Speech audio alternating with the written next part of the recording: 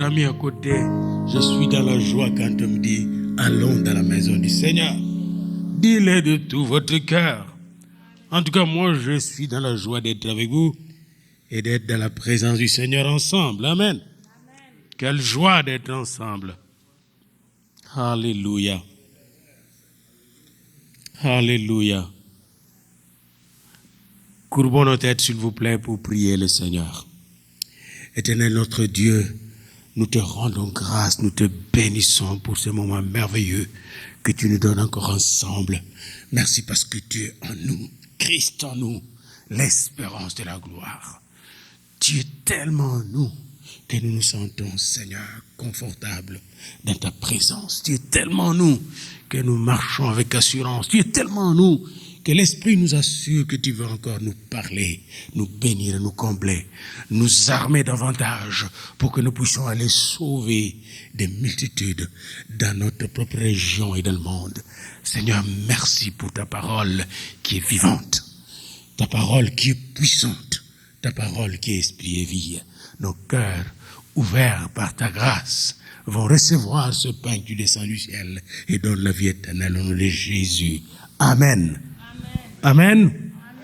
Bien-aimés, le message d'aujourd'hui partira de Josué au chapitre 23, verset 8.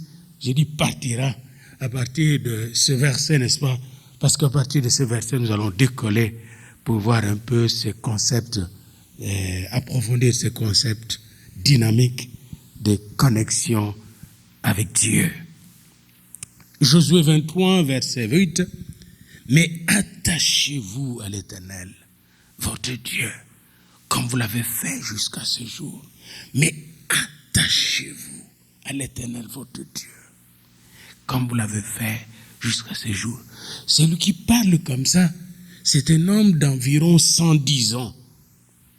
Et il a appris à l'école de Moïse que si vous restez attachés à l'Éternel, vous allez faire des exploits. C'est pourquoi avant de mourir, il est vieux. Il faut bien lire quand vous êtes chez vous, et vous qui nous suivez, lisez bien le chapitre 23 et 24 de Josué. Josué est vieux et il convoque, avant son âge, il convoque tout Israël, ses anciens, ses chefs, ses juges, ses officiers, pour leur parler de la part de l'Éternel d'une seule chose: restez connectés à Dieu. Restez attachés à Dieu, à l'Éternel. N'allez pas auprès de dieux étrangers. Ne vous laissez pas séduire par les dieux étrangers. Restez connectés à Dieu. Si vous regardez aussi le chapitre 24, le premier verset, la même chose qu'il fait, il assemble toutes les tribus d'Israël à Sichem. Et il convoqua les anciens d'Israël, ses chefs, ses juges et ses officiers. Il se présenta devant Dieu, il les convoqua tous pour leur dire une seule chose: restez connectés à Dieu. Et quand moi j'entends un vieux parler comme ça, je pose la question: pourquoi? Puis je vois Josué à l'âge de 40 ans, alors que Moïse est âgé de 80 ans. Je le vois sortir de l'Égypte avec Moïse. Puis je vois le vieux Moïse qui marche presque chancelant avec son petit bâton. Puis là, Moïse qui prend le bâton presque un chancelant, puis qui divise la mer Rouge en deux parties, parce que son bâton, il lui était attaché à Dieu. Puis Josué, je le vois regarder ces exploits-là. Waouh! Puis ils passent tous la mer Rouge. Et là, je vois encore Josué qui regarde. Josué a 40-45 ans. Il voit Moïse lever encore le bâton, les Égyptiens qui arrivent maintenant, et les enfants d'Israël qui ont peur. Mais Moïse n'a pas peur parce qu'il est attaché à Dieu. Les autres ont peur parce qu'ils sont détachés de Dieu, déconnectés de Dieu. Moïse lève son bâton. Oh. Et je vois aussi ces Josué-là dans Exode 17. Alors que les ennemis les attaquent, les empêchent d'aller vers Canaan. N'oubliez pas, ça c'est une parenthèse bien-aimée. Chaque fois que Dieu veut vous bénir, vous aurez des attaques de l'ennemi. Mais restez attachés. Chaque fois que Dieu va vous bénir, attendez-vous à des attaques de l'ennemi. Mais Dieu est avec vous. Restez attachés à l'Éternel. Amen. Et c'est ce qui arriva, bien-aimés. Alors que Dieu était en train de bénir les enfants d'Israël, les ennemis d'Israël sont arrivés pour les attaquer. Vous avez ça dans Exode 17. Et quand, n'est-ce pas, ils étaient attaqués, qu'est-ce que Moïse a fait dans Exode 17? Qu'est-ce qu'il a fait? Alors que tout le monde devait être assemblé pour lutter contre Amalek. Exode 17 à partir de 8. Moïse monte sur la montagne. Il donne des ordres à Josué d'aller attaquer, mais lui monte sur la montagne avec Aaron et Hur. Et qu'est-ce qu'ils font? Ils construisent une antenne parabolique. On dirait que c'était les premiers qui ont lancé des satellites dans les airs. Les ingénieurs, il faut étudier ça, quels genre de satellites Moïse avait lancé. Ils ont lancé des satellites qui captaient la puissance de Dieu. Et on voit que Moïse, quand il levait son bâton, Israël était dans la victoire. Puis là, Aaron et Hur ont remarqué, quand il baissait le bâton, la victoire n'était pas là. Et Josué ressentait cela sur le champ de bataille. Puis, Aaron et Hur, qu'est-ce qu'ils ont fait? Ils ont mis une pierre derrière Moïse. Puis l'un a touché un bras et l'autre un autre. Et Moïse est resté jusqu'à la victoire de Josué. Il est resté pointé sur Dieu, connecté à Dieu. Et là, quelle leçon Josué a eu? Si quelqu'un reste attaché à Dieu, pointé sur Dieu, connecté à Dieu, il aura la force de combattre contre tout ennemi. Comme le psalmiste dit, j'ai dit, louez l'Éternel et tous mes ennemis reculent, tombent. Bien-aimés dans le Seigneur, ne soyez pas intimidés par l'ennemi. Ne soyez pas impressionnés par l'ennemi. Il va bientôt être impressionné par la force de votre Dieu. Amen. Car l'Éternel combattra pour vous, mais vous gardez le silence. Je suis toujours avec Josué. Puis, je le vois, c'est Josué-là un jour, alors que les enfants d'Israël se plaignaient, je suis dans Nombre 21, ils se plaignaient et ils disaient à Moïse, il parlait contre Dieu. Nombre 21, verset 5, pourquoi nous avez-vous fait monter hors d'Égypte pour que nous mourions dans le désert, car il n'y a point de pain, point d'eau. Vous savez que le désert, c'est vraiment difficile. Point d'eau. Notre âme est dégoûtée de cette misérable nourriture. Ils étaient fatigués de manger la manne chaque jour. Je me rappelle encore une fois, je suis allé au village pour la première fois, et j'avais été âgé de 22 ans, puis on mangeait la même nourriture chaque jour. À la fin, je fais une diarrhée. Je devais quitter vite le village. Je n'étais pas habitué de manger la même nourriture chaque jour. C'est une des choses, quand vous allez en mission, vous êtes obligé de manger presque la même nourriture chaque jour. Bien-aimés, c'est pas comme ici au Canada, bénissons l'Éternel. Nous avons une variété de nourriture. Parfois, nous sommes fatigués de manger parce qu'il y en a trop, n'est-ce pas? Mais il y a des coins où ils n'ont rien. Et bien, ce qui est arrivé au désert, et là, ils ont parlé contre Dieu. Et les peuples qui avaient parlé contre Dieu avaient vu des serpents brûlants commencer à le tuer systématiquement. Puis Moïse a pleuré devant Dieu pour qu'il puisse sauver ses peuples. Moïse qui était connecté avec Dieu, Dieu lui a donné un secret. Fais-toi un serpent d'airain, un serpent brûlant. Place-le sur une herbe, une perche. Quiconque aura été mordu et le regardera conservera la vie. Nombre 21, verset 8. Et Moïse fit ainsi, fit un serpent d'airain et le plaça sur une perche. Et quiconque regarde, c'est-à-dire quiconque s'est connecté, s'est détourné des injures, il faut se détourner des injures, du mal, de l'incrédulité, s'est détourné des abattements, de l'intimidation de Satan pour regarder le serpent d'airain. Il avait tout ça, Josué avait tout ça dans sa tête. C'est pourquoi il a dit aux enfants d'Israël, avant de mourir, je vous supplie là, s'il vous plaît, restez attachés à l'Éternel. Et il a bien expliqué comment ils vont rester attachés à l'Éternel. Il leur a dit de ne pas aller, et je suis dans Josué 23, de ne pas aller auprès de Dieu des nations qu'ils ont rencontrées la terre promise. De ne pas adorer ces dieux, de ne même pas invoquer le nom de ces dieux-là. Bien aimés, nous sommes dans une société multiculturelle. Il y a beaucoup de dieux.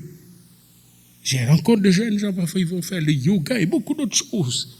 Beaucoup de dieux dans cette... Je vois devant des maisons parfois de Bouddhas qui sont là. Ne vous attachez pas à ce Dieu. N'invoquez même pas ce nom-là. C'est dieux étrangers. Et ça me rappelle Peter Wagner avec sa femme qui sont allés en Amérique latine comme professeurs. Et là, ils sont allés visiter des œuvres d'art. Ils ont acheté des œuvres d'art des Mayas comme ça ou des Aztèques au Mexique. Et ils ne savaient pas qu'ils achetaient des œuvres d'un dieu qu'on utilisait pour lancer les sorts. Et quand ils sont rentrés à la maison, sa femme qui était en bonne santé commençait à tomber malade. Mystérieusement. Puis là, ils sont allés d'un hôpital à l'autre. On a changé de médicaments plusieurs fois. La dame n'était jamais guérie. Puis un jour, ils ont appelé une femme de prière, Cindy Jacob, qui venait prier pour nous. Docteur Peter Wagner s'est étonné.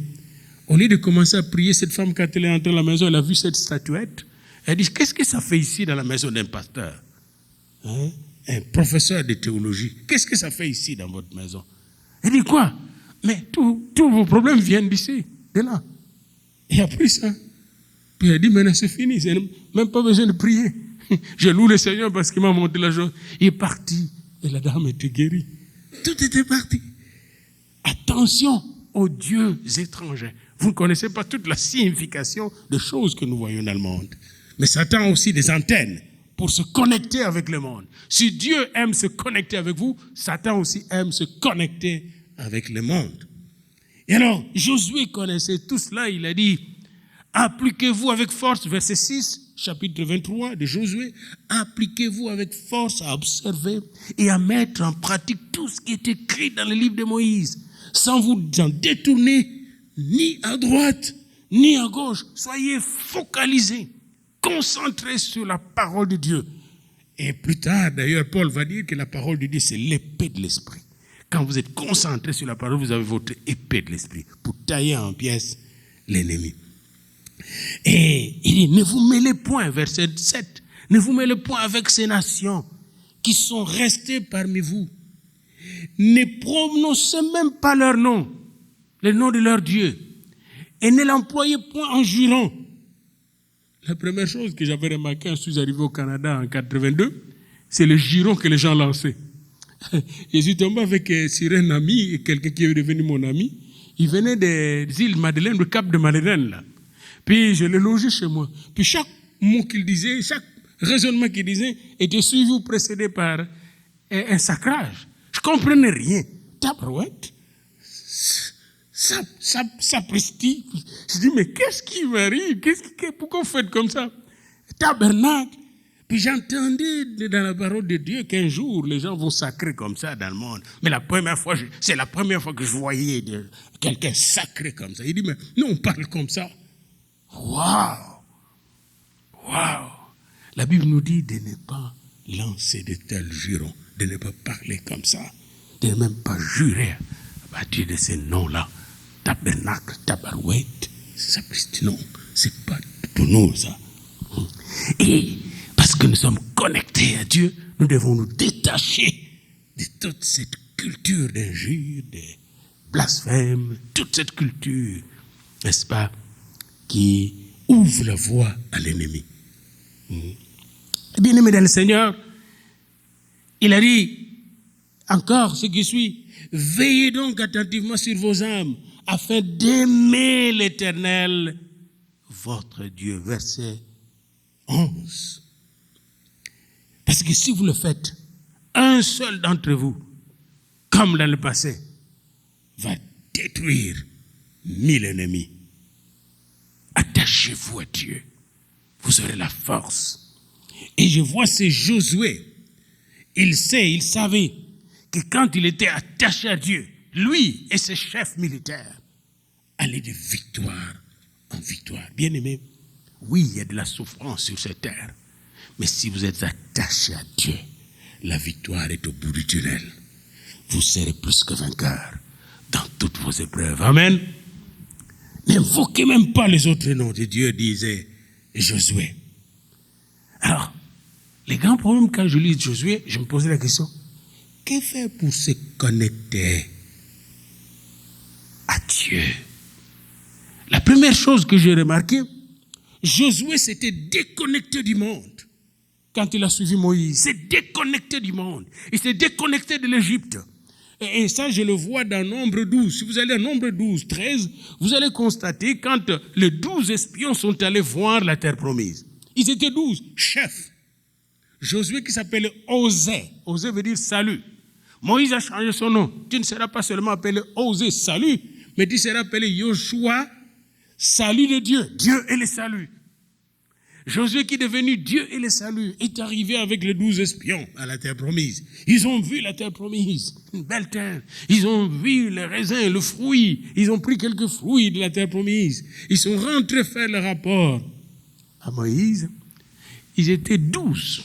10 ont donné un rapport négatif. N'allez même pas là, on ne peut pas entrer là. Les gens que nous avons vus étaient des géants. À leurs yeux, nous étions comme des nains. Nous avons vu le fils d'Anak, tout ça, des géants là. On ne peut pas entrer, Moïse, tu nous trompes. On ne peut pas aller. Et ça, c'était la première année. Et puis leur sortie, ils pouvaient entrer dans la terre promise. Josué avait la quarantaine avec Caleb. Bien aimé, sur 12 personnes, 2 personnes seulement avaient dit, on peut entrer. Et ces 2 personnes sont entrées 40 ans après dans la terre promise. Autrement dit, la démocratie n'est pas nécessairement la voie qui mène à la victoire. C'est 2 sur 12. 10 étaient contre. Démocratiquement, ils étaient majoritaires. Mais 2 avaient la majorité de Dieu. Ils avaient la révélation de Dieu. Ils ont marché dans la crainte de Dieu. Ils étaient attachés à Dieu. Les 10 étaient détachés de Dieu, déconnectés de Dieu, déconnectés de la promesse de Dieu, déconnectés de la promesse de Dieu à Abraham, à Isaac, à Jacob et à Moïse. Mais 2 étaient connectés à la parole de Dieu, connectés au plan de Dieu, connectés à l'Esprit de Dieu, déconnectés du monde, déconnectés de l'Égypte, déconnectés de doutes, déconnectés de toute hésitation et connectés à Dieu, qui ne trompe pas et ne se trompe pas. Et ils sont entrés dans la terre promise. Alors, j'ai appris chez Josué que pour être attaché à Dieu, il faut être détaché du monde. C'est un peu comme quand nous nous marions. Et moi, ce que j'ai appris quand je me mariais, on m'a appris que quand vous vous mariez, vous vous détachez du monde, vous détachez de toutes vos vieilles relations, vos vieilles manières de vivre pour vous attacher à votre femme et devenir une seule chair. C'est impossible de bâtir un mariage si on ne se détache pas des vieilles manières de vivre, des vieilles relations. On dit quitter, s'attacher, devenir une seule chair. La même chose pour suivre le Seigneur. Si vous voulez vraiment bénéficier de la sagesse du Seigneur, de la puissance du Seigneur, de la gloire du Seigneur, vous devez vous détacher de toutes les voies de l'ennemi qui nous distrait, bien-aimés, dans le monde. J'ai vu, vous savez que chaque jour, des centaines de pasteurs quittent le ministère. En Amérique du Nord, là, c'est des centaines qui quittent le ministère. Et quand je les entends parler, parce qu'on les écoute à travers les YouTube et tout ça, tous ont été brûlés. Et quand ils parlent, comment ils étaient brûlés, souvent ils écoutaient les voix de gens qui étaient négatifs. Des gens qui étaient contre leur ministère, des gens qui étaient contre leurs femmes, des gens qui étaient contre leurs enfants. Ils écoutaient tous ces bruits. Si vous écoutez toutes les voix du monde qui sont contre, et vous écoutez les chaînes de télévision qui ne parlent que des assassinats, des morts, vous serez totalement déprimé. Vous risquez même de divorcer avec vous-même. Tellement que vous êtes brûlé, vous allez dire, je préfère mourir. Vous êtes déprimé. Bien-aimé dans le Seigneur, qu'est-ce que vous mettez dans vos oreilles? Parce que n'oubliez pas, entre les 2 oreilles, il y a la tête. Et les oreilles, quand elles enregistrent des choses, elles vont nous déconnecter là-bas pour nous connecter au monde qui nous trouble. Josué avait écouté Moïse. Josué marchait selon la révélation que Dieu avait donnée à Moïse. Josué savait qu'avec le Dieu de Moïse, son Dieu, il allait atteindre la terre promise. Il a atteint la terre promise. C'est pourquoi il a dit, avant de mourir, attachez-vous à Dieu. Connectez-vous à Dieu. Et ces gens-là se sont connectés à Dieu.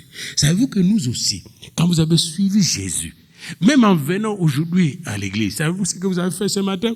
Vous êtes déconnecté de toutes les autres occupations qui sont peut-être importantes. Mais vous avez dit non, je vais aller passer du temps avec Dieu et avec mes frères et mes sœurs. Je vais aller encore soigner ma connexion avec Dieu. Eh bien, en le faisant, vous êtes en train de développer votre connexion. Vous savez, parfois quand je fais 1 semaine, 2 semaines sans me connecter à l'Internet, je dois parfois réapprendre beaucoup de choses. Je viens tout oublier parce que je ne me connecte plus. Je suis presque déconnecté là-bas. C'est important pour nous comme enfants de Dieu de savoir, si vous passez 1 semaine sans méditer la parole de Dieu, 1 semaine sans prier, vous serez déconnecté.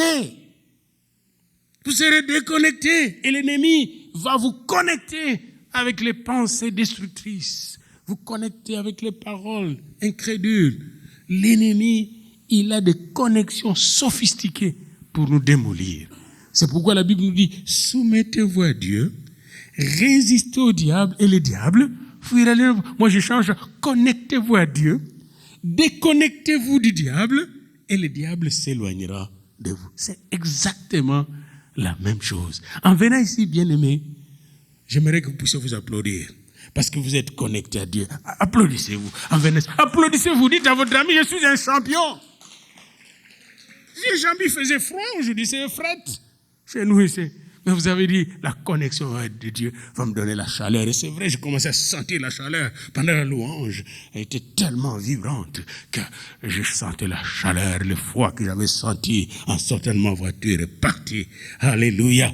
Vous êtes connectés à Dieu en vous déconnectant du monde.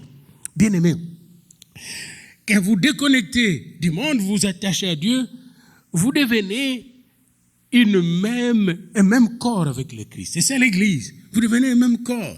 C'est ce qui est dit dans Jean 15, n'est-ce pas? Lui et les sarments, n'est-ce pas? Lui et les cèpes, vous êtes les sarments. Et vous êtes attachés à lui et le Père prend soin de vous, le vigneron. Amen. Vous êtes connectés à lui. Puis ensemble, puisque nous sommes rachetés par le sang de l'agneau, nous formons ensemble comme des pierres vivantes. Quand nous approchons comme ça, dans la prière, nous formons une maison spirituelle, la maison de Dieu. Nous sommes connectés à Dieu et nous sommes connectés les uns avec les autres en Jésus-Christ. Amen. Et c'est dans ce moment-là que nos prières que nous faisons sont puissantes. Nos exhortations sont puissantes. Tu es découragé, un frère vient, il te parle, puis tu es encouragé brusquement. Waouh! Alléluia! Tu as un petit problème, comme j'avais un problème pour ma nouvelle adresse électronique qu'on m'a donnée par Global Scholar. Puis je dis, tant mieux, mais j'ai un ingénieur dans mon église. Puis je donnais à mon ingénieur, pouf, j'étais connecté. Il a résolu le problème plus rapidement que moi. Parce que nous sommes le même corps. Moi, je peux être faible dans un domaine, un autre est plus fort dans ce domaine, et il va me compléter. Nous sommes un dans un lien d'amour. Amen. Et là, nous devenons forts. C'est pourquoi la connexion verticale implique la connexion horizontale. C'est lui qui nous a connectés avec Dieu, nous a connectés aussi les uns avec les autres. J'aimerais vous donner une illustration pour terminer, ou 2 illustrations de la puissance de la connexion spirituelle. Quand vous allez dans Matthieu 9, 18, 25, dans Marc 5, 25, 34, et dans Luc 8, 40, 48, on va vous parler d'une femme qui a souffert d'hémorragie pendant 12 ans. Cette femme, je ne sais pas pendant combien de temps elle a entendu parler de Jésus. Puis elle a dit, si je me connecte seulement à lui, en touchant sur un coin de sa robe, de sa tunique, je serai guéri. Elle connaissait la valeur de la connexion, cette femme-là. Puis, Jésus allait dans une direction. Brusquement, il rencontre un homme qui lui dit, mon enfant est en train de mourir. Pouvez-vous venir chez moi pour le guérir? Guérir mon enfant. Et là, cette femme attendait Jésus sur la route. Et dès que Jésus est arrivé là où il était, il a sauté sur sa robe, discrètement. Personne ne l'a vu touchant. Parce qu'aucune femme d'abord ne peut toucher Jésus comme ça, un rabbin. Et en même temps, une femme qui a cette maladie-là ne peut même pas s'approcher d'un homme. Chez les Juifs d'ailleurs, les sièges des femmes jusqu'à maintenant, même quand vous allez sur la montagne de prière, la Sion, la place où vont prier les femmes est séparée de celle où vont les hommes. Et dans leur synagogue, il y a des places pour ces gens-là qui avait cette maladie. Mais cette femme savait qu'il y a quelqu'un qui ne sépare pas les femmes des hommes. Alléluia.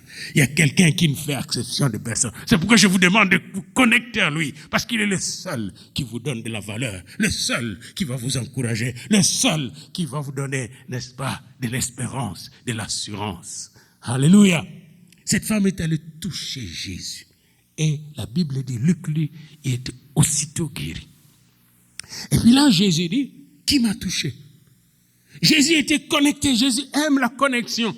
Jésus est le seul qui a dit, qui m'a touché? Pierre lui a dit, mais écoute, il y a tellement de gens ici. Mais il ne savait pas. Jésus, on dirait que je voulais dire, il y a tellement de gens, mais tout le monde n'est pas connecté. Pierre, toi-même, tu n'es pas encore connecté. Avant de mourir, tu vas montrer que tu es déconnecté. Savez-vous, Pierre, il le suivait partout, mais il n'était pas encore connecté. Et vous devez toujours vous demander, est-ce que je suis vraiment connecté? Pierre ne savait pas qu'il y avait une connexion spéciale. Il dit, il y a quelqu'un qui m'a touché parce qu'une force est sortie de moi. Autrement dit, si vous êtes connecté à Jésus, la force de Jésus, la force créatrice de Jésus, la force qui guérit, la force qui sauve, la force qui donne la sagesse et la lumière, la force qui donne la victoire dans la défaite, va sortir de Jésus vers vous. Alléluia. Et cette femme est allée tremblante et dit, c'est moi. Jésus a dit, ta foi t'a sauvé. Autrement, ta connexion t'a sauvé. Tu es guéri. N'aie pas de crainte. Ta foi, ta connexion t'a sauvé. Dites à ton ami, ta connexion va te sauver. Ta connexion va te guérir. Ta connexion va te délivrer. Alléluia. Alléluia. Alléluia. Bien-aimé, que dirais-je encore de cette église-là? Une autre illustration qui était connectée à l'esprit. Et vous allez faire cela à la fin du mois. Vous aurez, avec mon fils Patrick et le groupe qui anime, vous aurez des examens sur des tests de quiz sur la connexion. Vous allez voir qu'est-ce qu'une église connectée. Dans Acte 1, vous allez voir, Jésus est parti. Cette église se connecte à Jésus par la prière. Ils vont tous ensemble dans la prière avec Marie, la mère de Dieu. Une église connectée, c'est une église qui prie ensemble. Qu'est-ce qu'une église connectée? C'est une église d'Acte 2 qui reçoit la puissance du Saint-Esprit. Qu'est-ce qu'une église connectée? Dans Acte 3, c'est une église qui marche avec des signes et des miracles que Dieu fait. Tiens, n'est-ce pas, parle aux paralysés. Ce que nous avons, nous te le donnons au nom de Jésus. Pas l'or ni l'argent, mais ce que nous avons te donné au nom de Jésus. Lève-toi et marche. Et le type s'élève. Regardez encore dans Acte 4. Une église connectée, quand elle prie, la terre bouge. Amen. La terre bouge. Bien-aimé, il n'était pas encore un grand nombre. Quand vous allez dans Acte 1, ils étaient 120 environ. Mais parce qu'ils étaient connectés, Dieu a béni. Amen. On commence par les choses en grand nombre. Et ici, nous sommes déjà un plus grand nombre. On est plus que 2 ou 3. Donc, si nous prions avec force, plus ceux qui nous suivent à l'Internet, eh bien, la terre va trembler. Amen. Et la Bible dit dans Acte 4 que Dieu faisait beaucoup de miracles au travers des apôtres. Soyons une église connectée. C'est-à-dire une église qui prie ensemble. Une église qui est remplie du Saint-Esprit. Une église qui médite la parole de Dieu nuit et jour. Mais aussi une église qui vit en communion les uns avec les autres. Quand on est connecté comme ça à la parole, connecté dans la prière, je vous dis, tout ce que vous demanderez en son nom, il va le faire. Parce qu'il a dit dans Matthieu 7:7, demandez ce que vous voudrez. Demandez et vous recevrez. Cherchez, vous trouverez. Frappez et l'on vous ouvrira. Maintenant, pour clore ce message, j'aimerais prier pour la connexion avec le Seigneur. Et pour cela, je prie maintenant, avec l'autorité que le Seigneur m'a donnée, pour nous qui sommes ici, et surtout pour ceux qui nous suivent à travers l'Internet, là où vous êtes. Je prie maintenant, avec l'autorité que Dieu m'a conférée, que tout ce qui faisait que vous soyez déconnectés de Dieu, déconnectés de la vie de prière, déconnectés de la parole de Dieu, soit maintenant détaché, soit démoli, soit neutralisé au nom de Jésus. Toutes les voix qui viennent vous distraire nous les neutralisons au nom de Jésus. Parce que le sang de Jésus vous a racheté pour que vous puissiez vous tenir devant Dieu. Approchez-vous de Dieu maintenant. Approchez-vous de lui et il s'approchera de vous. Connectez-vous à Dieu comme Josué. Connectez-vous à Dieu. Si vous êtes malade, comme cette femme qui avait souffert pendant 12 ans, connectez-vous à Dieu avec votre maladie. N'ayez pas honte, n'ayez pas peur. N'importe quelle maladie, allez toucher Jésus par la foi. Connectez-vous à Dieu maintenant et vous verrez que vous serez restauré, rétabli, guéri. Peut-être que vous avez un problème dans votre emploi et vous avez vu que l'ennemi est en train d'attaquer votre entreprise, vos emplois. J'aimerais maintenant prier avec vous en vous connectant au Seigneur. Connectez-vous au Seigneur qui a dit, je suis venu pour que mes brebis aient la vie en abondance. Je déclare l'abondance du Seigneur dans votre vie et je viens neutraliser toutes les forces qui ont voulu déconnecter votre emploi de la bénédiction, déconnecter votre entreprise de la bénédiction, pour vous reconnecter à la bénédiction d'Abraham, d'Isaac et de Jacob. Et je déclare que parce que vous êtes connectés à Dieu, vous allez gagner, vous avez la victoire. Pas parce que vous êtes plus intelligent, pas parce que vous êtes plus compétent, pas parce que vous avez plus de moyens, mais parce que le Seigneur, avec qui tu es connecté, est la bénédiction, il est l'abondance. Parce que le Seigneur te dit maintenant, je te bénis et je t'ai toujours béni, mon fils. La malédiction n'a pas de place dans ta vie parce que je suis mort pour toi. Tu es connecté à moi, tu es connecté à la source de vie, tu es connecté au trône de Dieu, tu es connecté à la parole de vie, la parole de Dieu. Puis j'aimerais que tu puisses méditer cette parole des Psaume 23. L'Éternel est mon berger, je ne manquerai de rien. C'est ta connexion aujourd'hui. C'est ça, l'Éternel est mon berger. Puis méditez cette parole jusqu'à ce que tu vas dire, l'Éternel est mon berger, je ne manque de rien. Parce que le Seigneur va ouvrir les écluses des cieux. Il va vous bénir. Peut-être que vous n'avez rien. Vous n'avez presque rien. Mais faites comme la veuve de Sarepta, elle n'avait rien. Il a rencontré le prophète. Il n'avait rien. Il lui restait un peu de poussière de farine, un peu d'huile. Puis il devait faire cette poussière de farine, de faire un petit gâteau avec ça, puis manger, puis c'était le dernier repas. C'était la période de la famine. Et souvent, parfois, il arrive des disettes dans nos vies. Mais le prophète lui avait dit, faites d'abord un bon gâteau pour moi. Et je vois cette femme qui mangeait, qui voyait le prophète manger son gâteau là. Je vois cette femme qui disait, si ce que tu dis n'arrivera pas, Malo, tu vas voir. Et le prophète mange avec appétit. Puis le prophète a bien vidé les gâteaux. Puis il est parti dormir, se reposer. Et quand la femme a voulu chercher les gâteaux, la farine était là. Et l'huile était là. Elle n'a jamais manqué pendant tout le temps de la famine. Les gâteaux et l'huile. La farine et l'huile. L'Éternel est votre berger. Vous ne manquerez de rien. Faites un pas. Donnez-vous au Seigneur. Donnez-vous au Seigneur maintenant. Et dites au Seigneur, je ne me soucie plus de rien. Parce que toi, tu dis dans ta parole, ne vous inquiétez de rien. Mais en toute chose, connectez-vous à Dieu. Faites connaître vos besoins à Dieu par des prières et des supplications. Connectez-vous à Dieu maintenant. Là où vous êtes. Même ceux qui sont ici. Connectez-vous à Dieu. Présentez à Dieu tous les soucis. Présentez à Dieu tout le projet. Présentez à Dieu tous les petits bobos. J'ai appris cette semaine à nous présenter les petits bobos, même de nos corps, les petites maladies cachées. Nous les présentons à lui, nous connectons notre corps à lui, qui nous a dit que par ses maîtrissures, toutes nos maladies sont guéries. Seigneur, tu connais les bobos de tes enfants, les petites maladies, mais parce qu'ils sont connectés à toi, je déclare la guérison maintenant au nom de Jésus. Là où il n'y avait pas de joie, je déclare la joie au nom de Jésus. Et pour notre église ici, merci de nous bénir, de bénir notre réunion d'aujourd'hui, parce que nous sommes connectés avec toi. Notre assemblée générale est connectée avec toi.